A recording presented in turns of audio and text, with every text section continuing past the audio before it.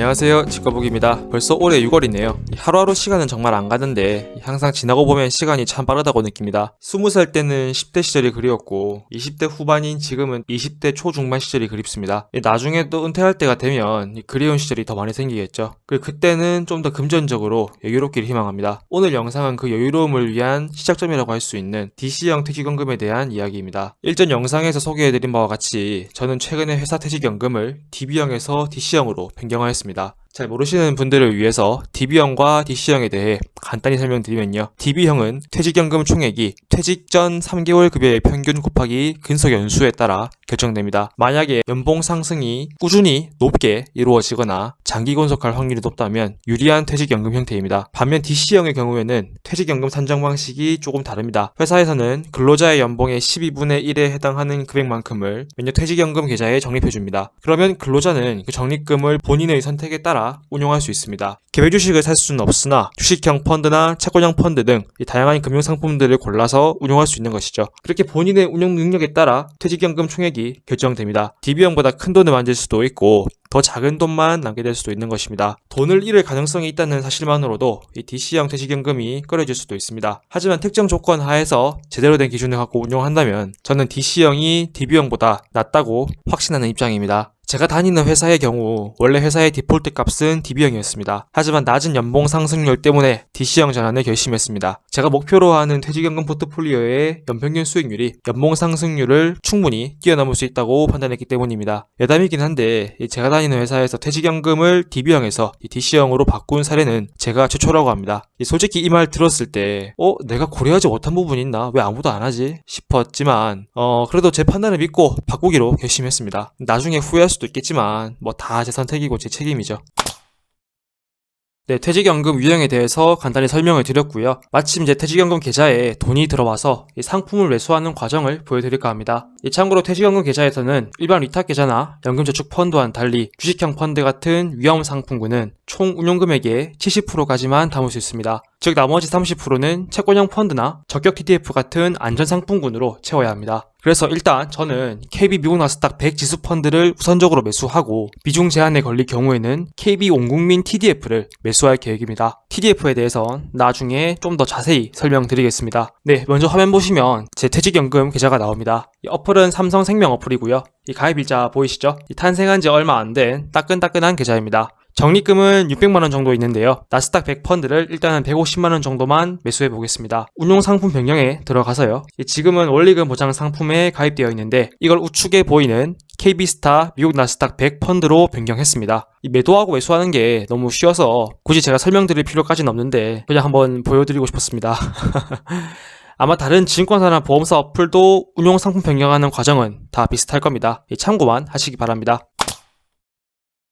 제가 여러 다양한 상품들 중에서 나스닥 100 지수 펀드와 TDF를 선택한 이유는 주식 비중을 극대화한 포트폴리오를 구성하기 위해서입니다. 앞서 말씀드린 것처럼 퇴직연금 포트폴리오는 원래 주식형 펀드와 같은 위험 상품군을 전체 운용금액의 70%까지만 굴릴 수 있습니다. 나머지 30%는 이 채권형 상품과 같은 안전상품군으로 운용해야 하는 것이죠. 하지만 채권처럼 안전상품군으로 취급받는 TDF를 이용한다면 이 70%라는 위험 상품군 비중 한계를 합법적으로 극복할 수 있습니다. TDF가 어떤 상품인지 잘 모르시는 분들을 위해서 간략히 설명드리겠습니다. TDF는 타겟 데이트 펀드가 정식 명칭으로 시간의 흐름에 따라 위험 상품군과 안전 상품군의 비중을 자동으로 제어해주는 금융상품입니다. TDF 이름 뒤에는 보통 2040이나 2050과 같은 숫자가 붙어 있는데요. 이 숫자가 의미하는 것은 희망하는 은퇴 연도입니다. 즉 2050형 TDF를 매수하는 사람은 2050년쯤에 은퇴를 희망하는 사람인 거죠. 이 상품은 2050년이라는 설정 연도까지 기간이 많이 남아있을수록 위험 상품군의 비중이 높고 2050년이 다가올수록 위험상품군의 비중은 줄어들고 안전상품군의 비중이 높아집니다. 안전상품군으로 취급되는 TDF는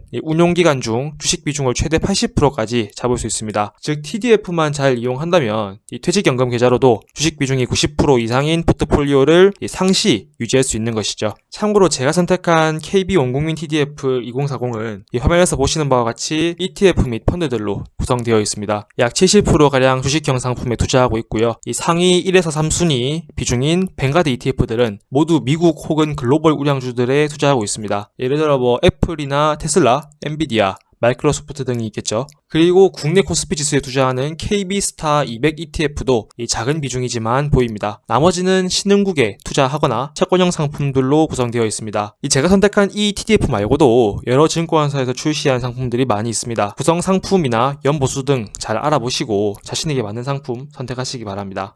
당연한 얘기지만 꼭 TDF 고를 필요는 없습니다. 저 같은 경우에는 앞서 말씀드린 것처럼 주식 비중이 극대화된 포트폴리오를 구성하기 위해서 TDF를 선택했으니 참고하시기 바랍니다. 만약 나스닥 100 지수 펀드와 TDF로 포트폴리오를 구성했을 때 이 은퇴할 때쯤엔 어떻게 될까요? 솔직히 TDF는 다소 예측이 힘들지만 다행히 나스닥 100 지수는 그 역사가 오래되어 대략적인 추이는 예측할 수 있습니다. 우선 이 표를 한번 보시죠. 기간별로 나스닥 100 지수의 연평균 상승률을 나타낸 표입니다.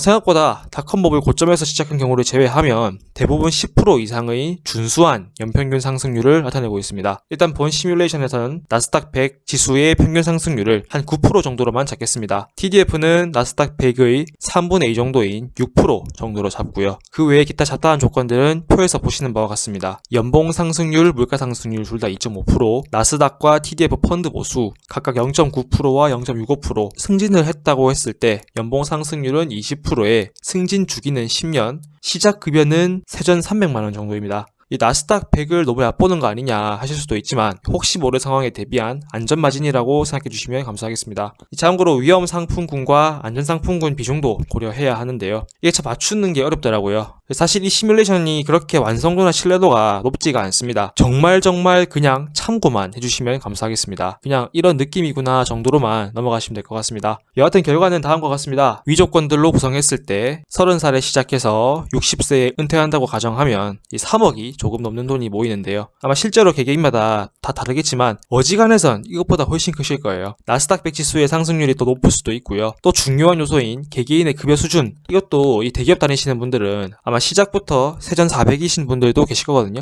이 승진 주기도 솔직히 사고 크게 안 치는 이상 10년 주기는 좀 그렇죠. 근데 다시 한번 강조드리지만 이 시뮬레이션의 신뢰도 및 완성도 높지 않으니 진짜 정말 느낌만 참고하시면 될 것 같습니다. 그리고 펀드 보수도 제가 알기로 증권사에서 퇴직연금 운용하는 경우에는 ETF 매수가 가능해서 훨씬 싸게 운용 가능하실 겁니다. 저는 슬프게도 보험사에서 밖에 퇴직연금을 운용 안 하기 때문에 정말 울며 겨자 먹기로 연보수 높은 펀드들만 골라놨게 됐습니다. 진짜 씁쓸합니다. 네, 아마 지금까지 DC형 퇴직연금의 특징과 제가 매수한 상품들을 보면서 주의할 점과 한계점에 대해서도 짐작하셨을 겁니다. 근데 사실 지금 제가 소개해드릴 DC형 퇴직연금의 한계점은 DC형 자체의 한계점이 아니라 저같이 주식형 상품을 공격적으로 운용하는 DC형 포트폴리오에 한해서만 한계점이라고 할 수 있는 부분입니다. 일단 매수 상품에 따라 다르긴 하지만 원리금 보장형 상품을 선택하지 않는 이상 변동성을 피해갈 수 없고요. 물론 애초에 원리금 보장 상품을 선택할 바에야 차라리 DB형으로 그냥 두는 게 낫습니다. 그리고 만약 내가 퇴직연금을 개시하는 시기에 이 끔찍한 장기 하락장의 한 가운데일 수도 있습니다. 이런 상황에서의 충격을 조금이라도 완화하려면 안전마진을 확보해야겠죠. 앞서 시뮬레이션의 조건 세팅에서 보셨듯 예상 수익률을 애초에 낮게 잡고 승진이나 연봉 상승률에 크게 기대치를 부여하지 않은 것도 안전마진의 일종입니다. 그리고 이건 좀 제 개인적인 의견이지만 평소에 검소한 생활 습관을 유지하는 것도 정말 큰 안전마진이라고 생각합니다. 저 같은 경우에는 되게 과분한 대기업에 운 좋게 들어와서 또래들보다 평균적으로는 근로소득을 살짝 더 받고 있습니다. 그럼에도 불구하고 옷은 유니클로나 무신사 스탠다드 같은 오래 입을 수 있으면서 가성비 좋은 브랜드 애용하고요. 주말에 밥도 저렴한 풀떼기나 도시락만 처먹습니다. 물론 이건 개인의 선택이고요. 차라리 고가 브랜드 의류 하나 제대로 사가지고 오래 쓰겠다거나 비싸도 좋은 거 먹어주면서 심리적 만족감과 보다 우수한 영양 상태를 유지해보겠다 하는 것도 충분히 존중합니다. 참고만 부탁드릴게요. 그리고 한 가지 아셔야 할 게 연금 개시할 때 꼭 퇴직연금 포트폴리오에 있던 운용 상품들을 모두 다 팔 필요 없습니다. 물론 이 부분은 연금 운용사마다 조금 다를 수 있으니 회사에 한번 문의해보시는 걸 권장드리고요. 저 같은 경우에는 제 퇴직연금 운용사인 삼성생명에 직접 문의했습니다. 그 결과 퇴직연금 개시할 때 기존 운영 중이던 펀드들은 어떻게 되고 어떤 방식으로 돈이 지급되는지 알아왔는데요. 이런 보험사 같은 경우에는 연금 개시 방식이 두 가지가 있더라고요. 첫 번째는 보험연금 방식입니다. 이거는 연금 개시할 때 기존 상품들 다 팔아서 현금화를 먼저 하고요. 제가 희망하는 기간 동안 매달 얼마씩 받겠다 하고 설정해 놓으면은 그냥 그만큼 그렇게 돈이 나온 형태입니다. 두 번째는 신탁연금 방식입니다. 이게 제가 원하던 연금 지급 방식인데요. 기존에 매달 얼마씩 받겠다 세팅하는 건 동일하지만 원래 포트폴리오 내에서 운용하던 펀드들 현금화하지 않고 그대로 들고 있으면서 그때그때 펀드를 일부만 매도해서 연금을 지급하는 방식입니다. 내 포트폴리오가 잘 굴러간다면 세팅한 연금을 오랜 기간 받을 수 있을 것이고, 반대로 포트폴리오가 폭망한다면 보험연금 방식보다 더 짧은 기간 동안만 연금을 받을 수 있겠죠. 신탁연금 방식을 활용한다면 사실 상승장과 하락장 모두에 영향을 좀 덜 받는 안정적인 연금 운용이 가능해질 것입니다. 그리고 저도 그렇고 이 영상 보시는 분들도 그렇고 퇴직연금 외에 국민연금이나 수익형 부동산 혹은 배당주 등으로 다른 현금 흐름도 잘 만들었을 거라 믿습니다. 사실 처음에는 그냥 제 퇴직연금 계좌에 돈이 들어왔고 어떤 상품을 매수할 건지 정도만 영상을 찍으려 했는데 만들다 보니 내용이 좀 길어진 것 같습니다. 앞으로도 여러분의 퇴직연금 운영에 도움되는 영상들 많이 올리도록 하겠습니다. 자신만의 포트폴리오 잘 구성하셔가지고 성공적으로 운용하시길 기원합니다. 영상 시청해주셔서 정말 감사합니다.